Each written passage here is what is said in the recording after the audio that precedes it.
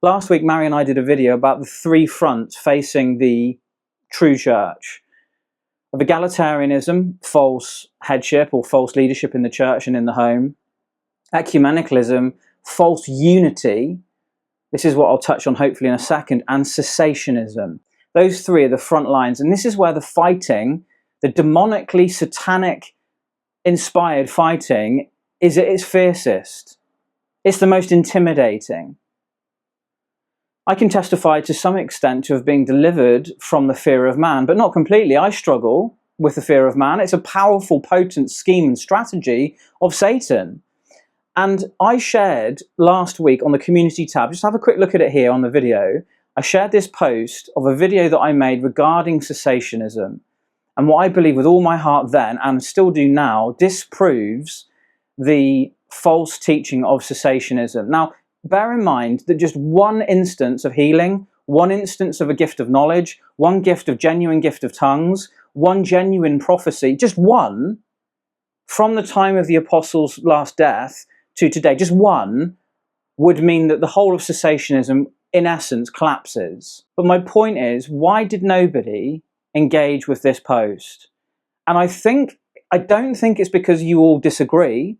I think some of you maybe don't understand. But I think the main reason is because of intimidation. When you read the kinds of comments that have come to me on that video this week about being a false prophet, about being abominable, about this, that, and the other, it is exactly the language of John 4, 5, 6, 7, and 8 that came from the mouths of the Pharisees. We know who John MacArthur is and what he stood for through his life. We know what he accomplished. We know his educational background. Who are you? Who had a form of godliness, but ultimately were antichrist. And so Lynn, your comment under this, now I'm not having a go at Lynn. Thank you, Lynn, for your comment. I appreciate your comment. I've recently learned of your podcast and agree on many points. The view related to John MacArthur is one-sided. John Piper spoke at his funeral. God through Christ used both greatly. Mutual respect of each other. I've benefited from both. Continue in the faith in true unity. But unfortunately, it reflects a lack of work. It reflects a lack of effort and understanding to lurch to assuming that I don't know some of the things you've said about John Piper speaking at John MacArthur's funeral, and so that should be somehow the standard and the only right godly response to these matters. I don't agree with that. But my point is that I have precisely explained why I don't agree with that. And as much as I love John Piper and have appreciated him and been formed by him, I don't agree with the acquiescence to matters on cessationism. I agree with Dr. Martyn Lloyd-Jones, who, by stark contrast, refused to go along with that. He refused to go along with, for example, false unity. What is the Christian church? That is the question. You cannot discuss church unity unless you are clear in your mind as to what the church is. Now here is the great divide. The ecumenical people put fellowship before doctrine. We are evangelicals. We put doctrine before fellowship.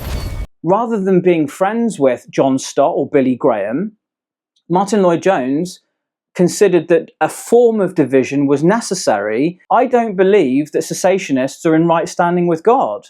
And I think it's manifestly obvious by the nature of some of the comments that have been left this week on this video. So my appeal to you all is to do some more work. Don't just disagree with me without understanding what I've said and what I haven't said, to come onto a video that I made months in advance of John MacArthur being unwell or in hospital or passing away, and then accusing me of doing it to dishonour him in his death, is patently untrue, baseless, and it reveals something, I think, of the posture of those who are in wrong standing with God. These three front lines are all in wrong standing with God. And Paul the Apostle made that abundantly clear in 1 Corinthians 11:19, that some would be, he conceded the need for those divisions so that those who are in right standing with God would be highlighted as distinctly from those who were not. So please do the work, read what I've written about John Piper, about John MacArthur, about the gifts of the Spirit, about John Piper's book in 2023, Come Lord Jesus. What was the number one question that was totally absent from John Piper's book? Now I can say that in defiance, but it's not dishonor. It's defiant, but it's not dishonourable to say, I love him, I respect him, he's taught me more than anybody else, etc., etc., etc. But I don't agree with this critical point. Please do the work and read or listen to what has been produced.